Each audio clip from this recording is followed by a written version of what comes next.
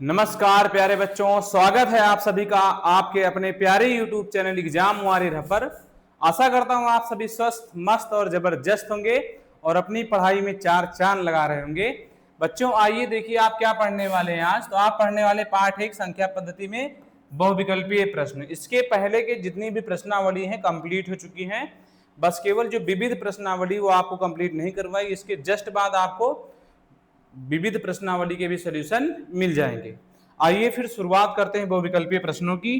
तो देखिए यहाँ पर पहला हमारा प्रश्न क्या है। पहले तो यहाँ पढ़ेंगे आप क्या बोल रखा है इन्होंने, उस हिसाब से आप इसका सॉल्यूशन देंगे। ठीक है, देखिए लिखा है निर्देश में निम्नलिखित प्रश्नों में दिए हुए 4 विकल्पों में से सही उत्तर चुनिए।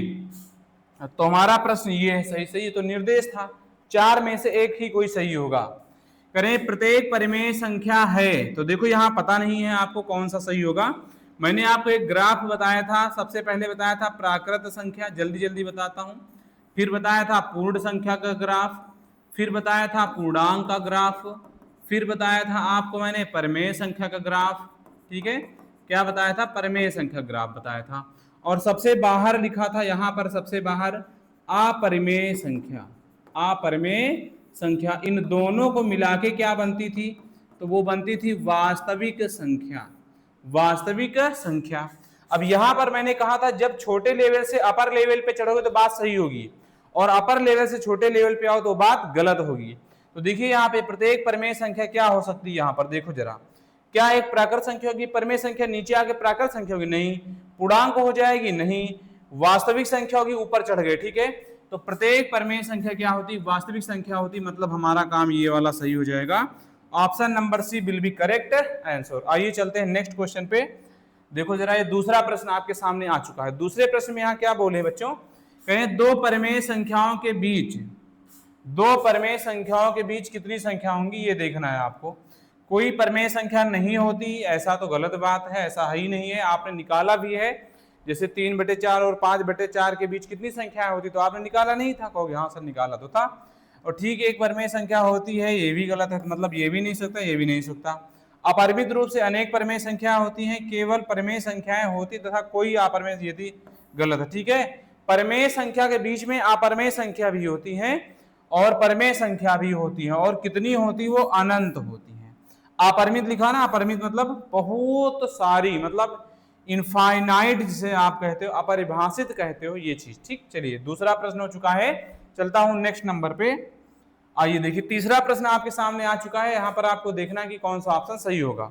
इसमें बोले किन्हीं दो अपरिमेय संख्याओं का गुणनफल होता है। किन्हीं दो अपरिमेय संख्याओं का गुणनफल क्या होगा? देखिए समझिए, जैसे मैं कहता है यहाँ पे √5 है इंटू √3 है, अपरिमेय संख्या दोनों है, इनका दोनों गुणा करूंगा मैं। जब दोनों रूट में रहते थे अंदर घुस जाएगा, मतलब √15 बन जाएगा। और यहाँ पर बात करता हूँ भैया, सदैव एक परिमेय संख्या होगी। ये वाली बात मैं थोड़ा सा ऐसे बनाऊं जरा, सेम रूट वाली संख्याओं को ले लेता हूं यहाँ पर, तो क्या होगा देखना जरा, जब सेम रूट वाली संख्याएं गुणा होंगी तो ये भी अंदर जाएगा, 5×25 बनेगा, और जानते हैं बाहर क्या निकलेगा? 5 निकलेगा। इसका मतलब हुआ ये वाली संख्या तो हमारी अपरिमेय है। ये संख्या क्या है बच्चों? तो कहोगे सर जी ये अपरिमेय, लेकिन ये जो 5 आया ये क्या है? तो कहोगे सर जी ये परिमेय संख्या है। जो संख्याएं रूट से बाहर निकल जाती है वो परिमेय बन जाती है, लेकिन जो नहीं निकलती वो क्या रह जाती है? अपरिमेय। तो बच्चों यहाँ पर जो अपरिमेय संख्याओं गुणनफल है वो क्या हो सकता है? अपरिमेय या तो परिमेय, दोनों हो सकता है। एग्जाम्पल देखिए मैंने आपको समझाया। तो कह रहे हैं सदैव का अपरिमेय संख्या होती, गलत बात है। सदैव एक परिमेय संख्या होती, गलत बात है। सदैव पूर्णांक, पूर्णांक के बारे में तो बात ही मत कीजिए, कभी परिमेय हो सकती है और कभी अपरिमेय संख्या होती है। Are you clear? होगी यस सर। आइए फिर चलते हैं नेक्स्ट नंबर पे, चौथे नंबर की ओर आप रुक करिए अपना। तो देखिए यहाँ क्या दिए हैं, कह रहे हैं एक परिमेय संख्या का दशमलव निरूपण नहीं हो सकता है। जो परिमेय संख्या उसका दशमलव निरूपण किस प्रकार का नहीं होगा ये आपको बताना है। परिमेय संख्या कौन होती है? जिनको अगर दशमलव में दिए तो उन्हें p/q के रूप में व्यक्त किया जा सके, उनका दशमलव प्रसार क्या हो? शांत। ठीक है, तो परिमेय संख्या जो होती है उनका दशमलव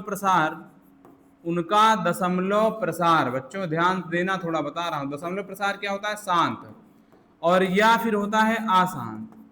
अशांत में भी कौन सा टाइप? आवर्ती वाला, रिपीट करने लगेगा। ठीक है, तो अशांत को एक शब्द और बोलते हैं अनवसानी शब्द बोला जाता है बच्चों। क्या बोलते हैं?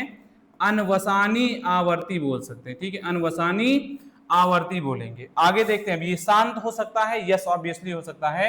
अशांत भी हो सकता है, शांत भी हो सकता है, अशांत आवर्ती, अशांत आवर्ती हो सकता है, यस हो सकता है, अभी तो बताया, लेकिन अनावर्ती नहीं हो सकता, इसे कहते हैं अपरिमेय संख्या।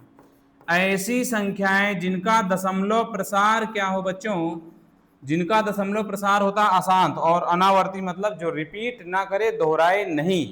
तो हमारा ऑप्शन नंबर डी करेक्ट होगा, ये भी गलत, ये भी गलत और ये भी गलत हो जाएगा। ठीक, इसका दशमलव प्रसार शांत होता है, अशांत होता है, अशांत आवर्ती होता है, लेकिन अशांत अनावर्ती नहीं हो सकता है।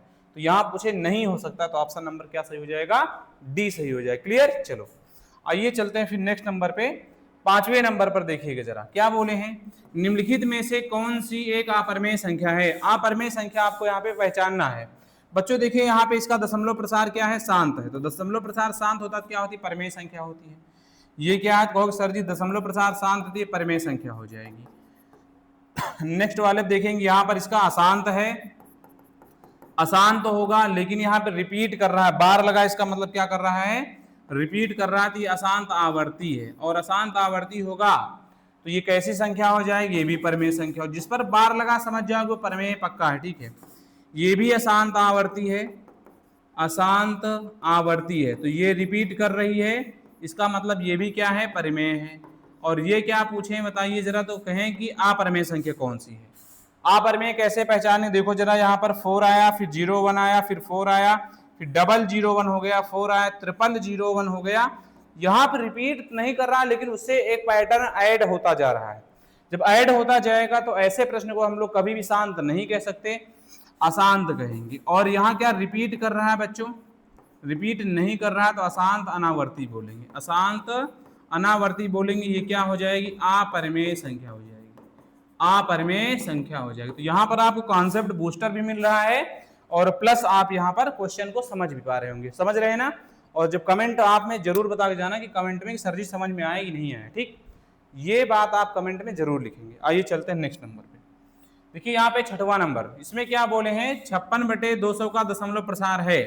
अब इसको बिना भाग किए तो पता चलेगा नहीं भाई, आओ भाग करता हूँ, आपके हिसाब से नहीं पता चलेगा, मुझे पता चल जाएगा। ठीक, लेकिन आपको मुझे सिखाना है ना, तो आइए देखिए, 0 दशमलव, यहाँ 0 बढ़ाएंगे, 2 दूनी क्या हो जाएगा बच्चों, 4 हो जाएगा, 4 सवाया 0, 6 हो गया, 5 4 गए 1 0 बढ़ाइएगा, कितना आएगा, 2 पंचे 10, 2 छंग 12, 2 अठे 16, 8 बार चला जाएगा और ये कट जाएगा। ठीक, तो कट गया, यहाँ कितना है 0.28। दशमलव प्रसार शांत है कि अशांत, कहो सर जी अब तो आगे जाएगा नहीं, इसका मतलब इसका दशमलव प्रसार हो जाएगा शांत। तो शांत ढूंढो जरा, यही तो है शांत वाला, तो शांत दशमलव हो जाएगी, सारे ऑप्शन क्या हो जाएंगे, गलत। समझ गए बात को, डन। चलिए नेक्स्ट नंबर पर चलता हूं, 6वें के बाद 7वां नंबर। आइए 7वें नंबर पर देखते हैं यहाँ पर ये कैसी संख्या होगी। बोल रखे हैं संख्या √2 का दशमलव प्रसार है, कैसा, तो यहाँ पर आपको मैंने बताया था ऐसी संख्या जिसको रूट से बाहर न निकाला जा सके वो अपरिमेय संख्या होगी। याद है कि नहीं, कहोगे यस सर याद है। तो देखिए जरा यहाँ पर फिर √2 यहाँ पर क्या हो जाना चाहिए, परिमेय होना चाहिए कि अपरिमेय होना चाहिए, कहोगे सर जी ये अपरिमेय संख्या होगा।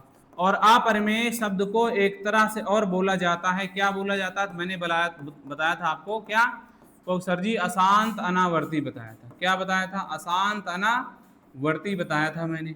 देखिए यहाँ पर क्या होगा, यहाँ पर परिमित दशमलव, परिमित मतलब क्या होता है बच्चों, डेफिनिट है, शांत हो जाएगा, रुक जाएगा। ठीक है, तो ये हो नहीं सकता, ये वाला तो भैया रुक ही गया है ना, ये वाला थोड़ी मान होगा। वैसे आप याद रखना √2 की जो शॉर्टकट वैल्यू होती है, ठीक है, इतनी लोग इसको याद रखते हैं 1.414, but it is not exact value. आगे जब आप भाग करते जाएंगे तो एक देखेंगे कोई पैटर्न नहीं मिलेगा यहाँ पे आपको, इसका मतलब ये अपरिमेय संख्या होगी। ठीक है, लेकिन यहाँ पर डाट नहीं लगाए हैं, डाट नहीं लगाए तो ये क्या है, शांत है, डाट नहीं लगा क्या, शांत। और शांत वाली संख्या कभी भी परिमेय संख्या नहीं हो सकती है। और ये दशमलव प्रसार इसका तो अशांत होना चाहिए, शांत के लिए डाट लगा होना चाहिए, डाट भी नहीं लगा।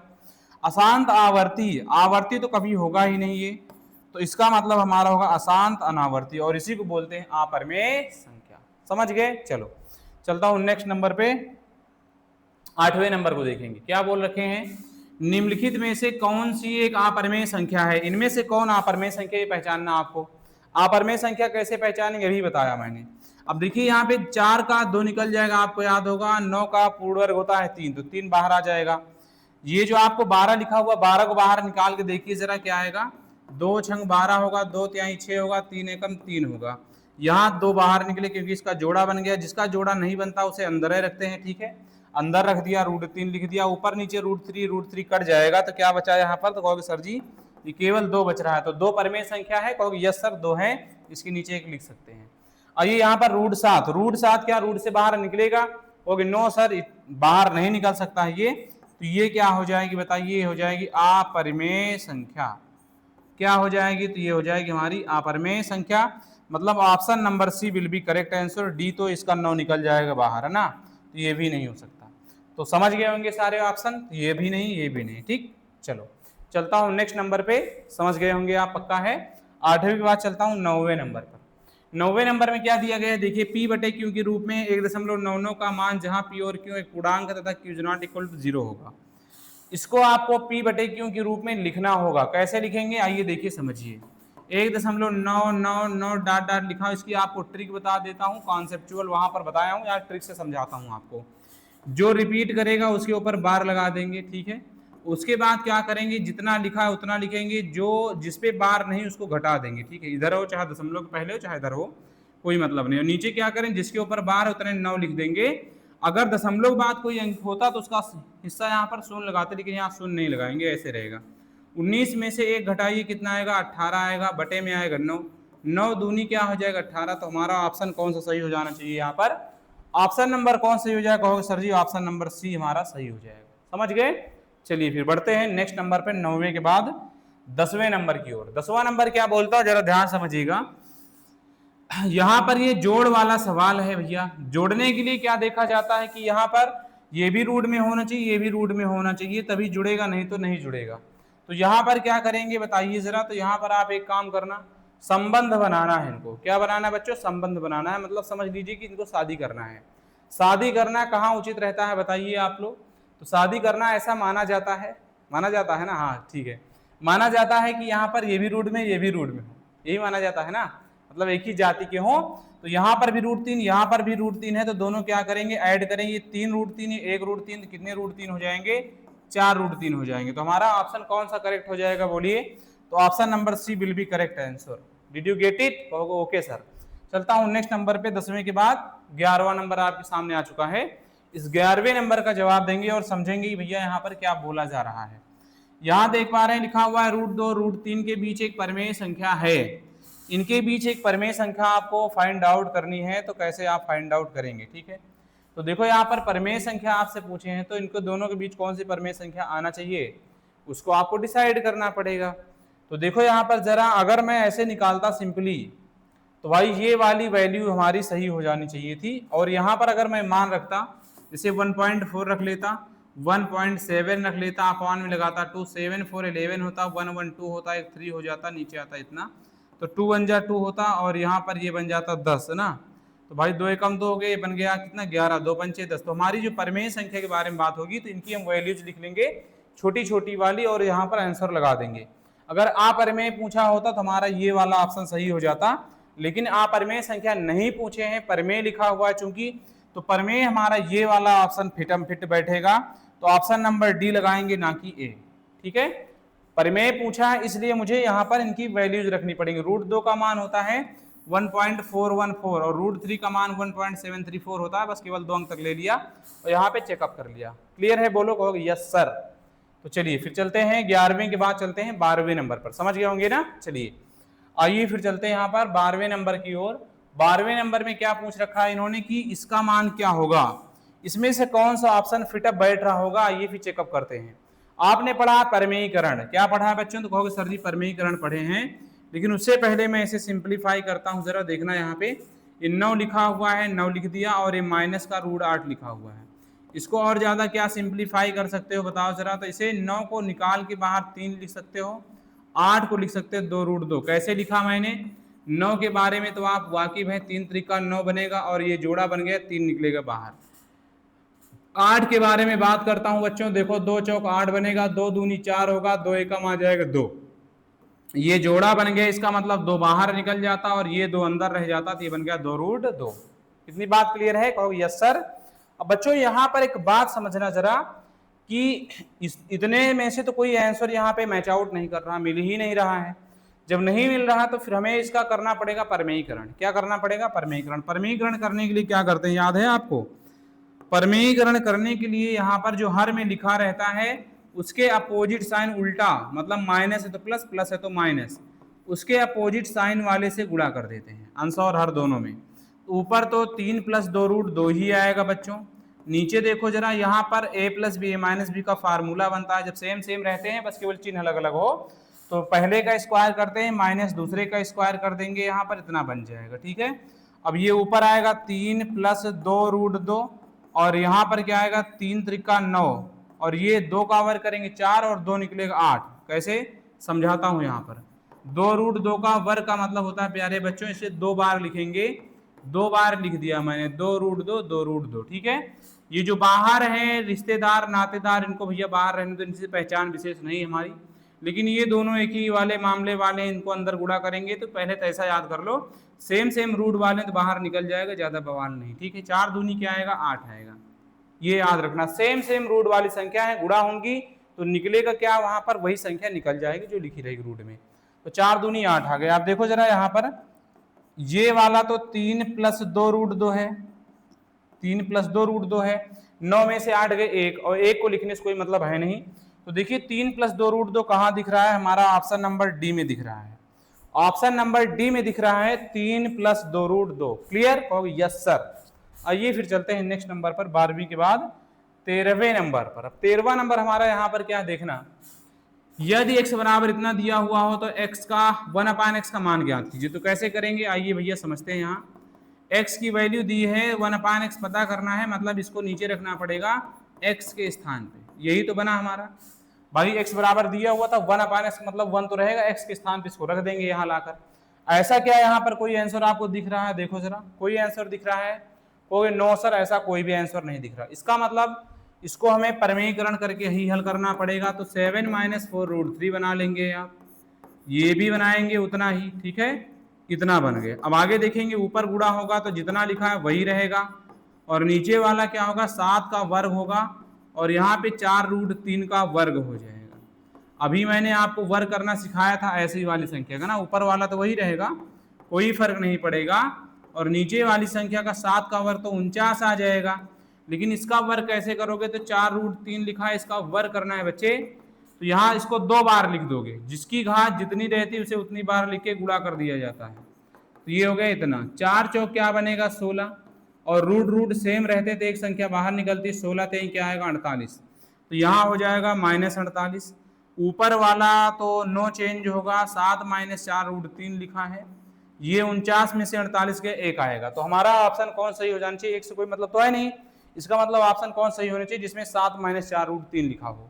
तो ऑप्शन कौन सा दिख रहा है, मुझे तो दिख रहा है ऑप्शन नंबर बी, यही वाला हमारा करेक्ट आंसर हो जाएगा। समझ गए? कहोगे यस सर। ओके, चलिए फिर चलते हैं 13वें के बाद 14वें प्रश्न पर। 14वां प्रश्न क्या बोल रहा है समझना और बढ़िया से करना इसे।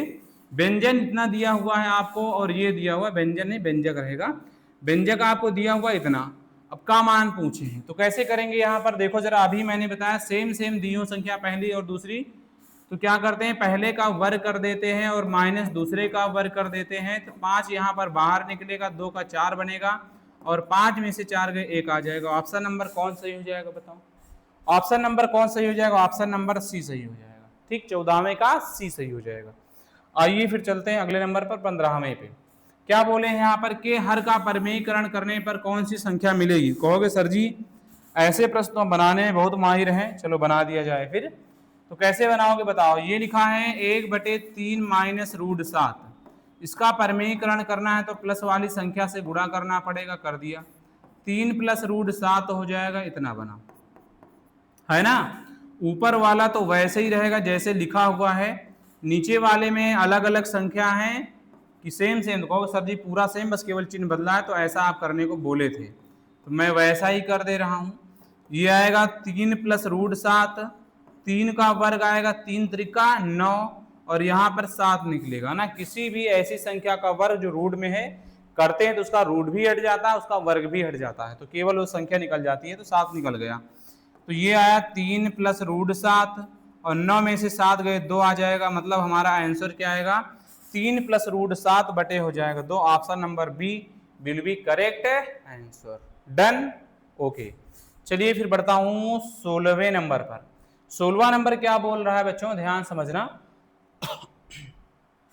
करें रूट 2 बराबर इतना दिया हुआ है तो आप क्या करेंगे बताइए, इसका मान ज्ञात कीजिए। तो कैसे सॉल्व किया जाएगा आइए समझते हैं। यहाँ पर जो दिया है रूट 2 माइनस 1 और बटे में है रूट 2 प्लस 1, यहाँ पर परमीकरण कर दीजिए। रूट 2 माइनस 1 से गुणा होगा आपको मालूम है, और इस पूरे के ऊपर क्या चढ़ा हुआ है, रूट चढ़ा हुआ है। यहाँ सेम सेम संख्याएं हैं, रूट 2 माइनस 1 का वर्ग बन जाएगा, सेम सेम है, होल स्क्वायर लिख दीजिएगा। ये आपके सेम सेम है और चिन्ह बदला हुआ है, तो पहले का वर्ग माइनस दूसरे का वर्ग करेंगे। ऊपर सेम सेम चिन्ह था इसलिए होल स्क्वायर बनाया, ठीक है। अलग अलग रहता तो क्या करना पड़ता है, पहले का वर्ग माइनस दूसरे का वर्ग, चिन्ह को देखना है, ठीक। अब यहाँ पर वर्ग है और इस पे रूट है तो ये निकल जाएगा रूट 2 माइनस 1, ये 2 निकलेगा और ये निकलेगा 1, ठीक है। तो इसको मैंने निकाल ही दिया था, इसको आपको अंदर रखने से कोई फायदा नहीं होगा, लेकिन रखे रहिए। चलिए रख दिया पूरे को। ऊपर आएगा रूट 2 माइनस 1 और नीचे 2 में से 1 और 1 रूट में लिखना है तो लिख दो। रूट 2 का मान कितना है बताओ, 1.414 माइनस 1, और नीचे जो 1 लिखा है रूट से 1 ही निकलेगा। तो जो ऐसी संख्या बताइए जिसका रूट रखें तो उसका मान आ जाता है उतना ही, तो वो है 1, ठीक है। 1 का वर्गमूल 1 ही होता है बच्चों, ठीक। अब यहाँ पर इसको घटाया जाए, 1 में से देखो कैसे घटाओगे, 414 है, यहाँ दशमलव लगाओगे, इस तरफ 1 लिखोगे, उस तरफ नहीं लिखना, ध्यान रहे, ठीक है, क्योंकि इसमें दशमलव लगा नहीं। आप चाहो दशमलव लगा के इसे बराबर करके ऐसे घटा सकते हो। दशमलव नहीं, दशमलव लगाइएगा, उसके बाद उतने जीरो लगाइए जितने अंक दिए हुए हैं, ऐसे करके घटा लेंगे। 414 आ जाएगा, यहाँ पे 0 आ जाएगा। तो देखो कोई ऑप्शन ऐसा मिल रहा है क्या, कोई? अच्छा 2 भी था, 2 तो मैंने ध्यान ही नहीं दिया।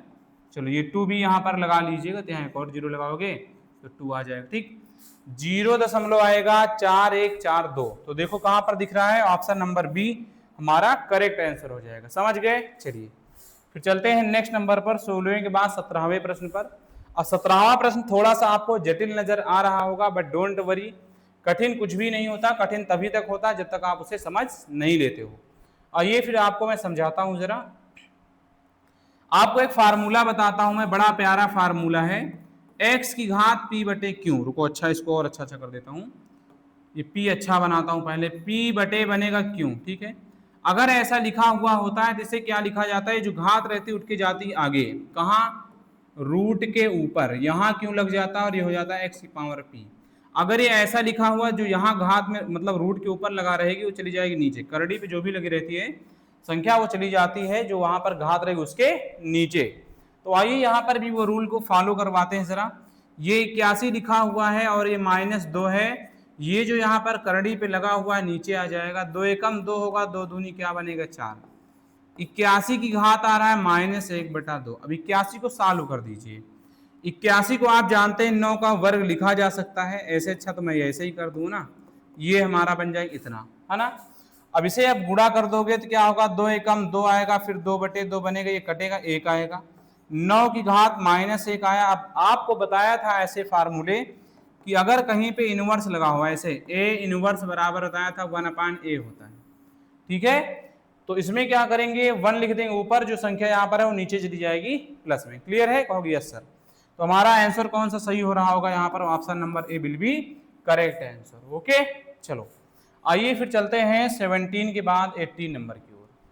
इसे कैसे करेंगे बच्चों, देखो 256 यहाँ पर भी दिया हुआ, 256 यहाँ भी दिया हुआ है। सबसे पहला काम कीजिए, इसे काट लीजिए, इसका अभाज्य गुणनखंड निकालिए। 2 एकम 2 होगा, 2 दूनी 4, 2 अठे 16, 2 छंग 12, 2 चौक 8 होगा, 2 तिहाई 6 होगा, 2 दूनी 4 होगा, 2 एकम 2, 2 छंग 12 होगा, 2 अठे 16 होगा, और 2 दूनी क्या हो, वो 2 चौक 8 होगा, फिर 2 दूनी हो जाएगा 4, और ये 2 एकम हो जाएगा 2। कितने 2 आए हैं देखो, 2 3 4 5 6 7 8, कितने आए हैं, 8 2 हैं।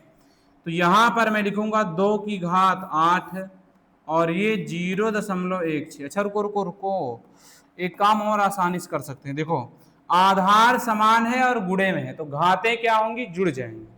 आधार समान तो घातें जुड़ेंगी। कहोगे यस सर, इतना मैं भी करने को तैयार हूं, कर लेना इतना। इन दोनों को जोड़िए तो कितना आएगा, देखो 6 9 बाहर जोड़ दिखा देता हूँ, 0.16 है, 0.09 आएगा, 6 9 15 1 के 2 और ये इतना बनेगा। तो 0. क्या बन गया 25। अब इसे चेंज कर लो, 2 की घात कितना आया था 8 और 0.25 था, ठीक है। अब यहाँ इसको हल कीजिए, ये 8 इसमें गुणा हो जाएगा, मैंने आपको बताया था 8 पंचे 40, 8 दूनी 16, 4 20 और ये हमारा आएगा इतना। तो ये आया वर्जनली दिख रहा है 2 की घात 2, क्योंकि दशमलव के बाद जीरो कोई महत्व तो होता नहीं। तो 2 की घात 2 का मतलब क्या बताया था, 2 गुणे 2 कितना आएगा 4। तो आंसर हमारा क्या हो जाएगा बताइए, 4 होगा। तो ऑप्शन नंबर कौन सा करेक्ट हो जाएगा, ए। तो option number A will be correct answer. समझ गए, कहोगे यस सर। आइए 18वें के बाद चलते हैं 19वें नंबर की ओर। इसमें भी वही फार्मूला लगाएंगे जो अभी समझाया था आपको। कहोगे सर कौन सा फार्मूला समझाया था, यही मैंने समझाया था। अगर यहां पर आपको दिख रहा हो x की पावर p और यहां बाहर दिख रहा हो q, तो यहां क्या करोगे, p के नीचे ला दोगे q को। यही फार्मूला है, इसको आप लिख लेंगे कहीं पे, किसी बढ़िया कोने में लिख देंगे, ठीक। कहाँ लिख दोगे, कोने में। आइए फिर देखते हैं इस प्रश्न को कैसे हल करेंगे।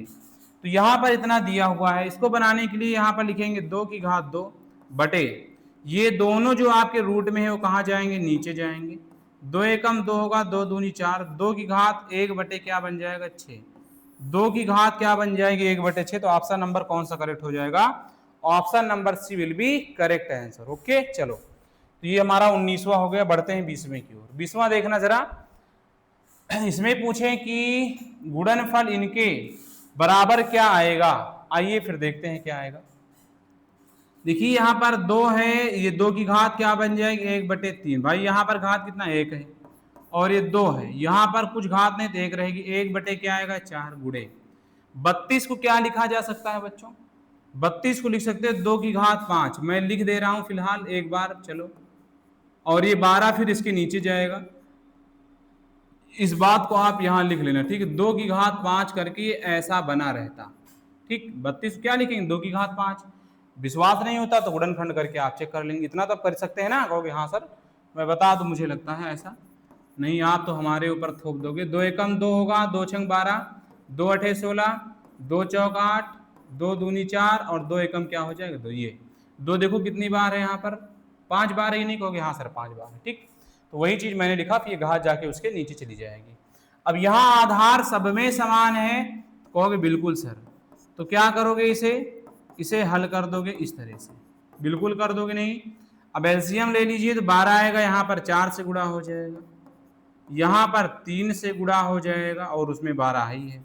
तो 4 + 3 + 5 होगा और नीचे भी क्या आएगा 12। 4 3 7 5 12 बटे 12 कट ही गया, एक आएगा 2 की घात 1, मतलब केवल 2 बचेगा। तो ऑप्शन नंबर कौन सही हो जाएगा, तो ऑप्शन नंबर हो जाएगा बी। 20वां भी हो चुका है सॉल्व। समझ गए ना अच्छे से।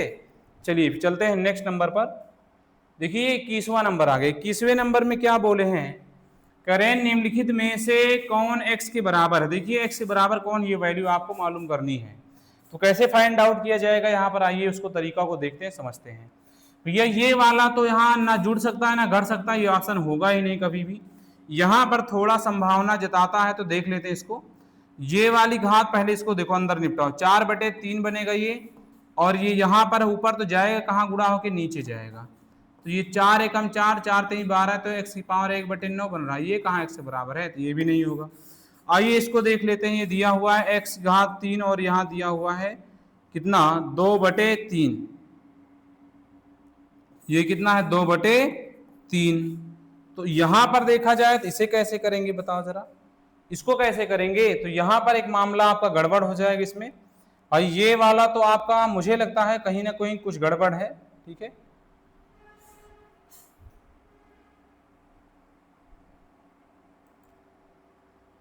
तो आइए देखते हैं, यहाँ पर विशेष कुछ गड़बड़ नहीं। आइए इसको बनाते हैं, देखते हैं।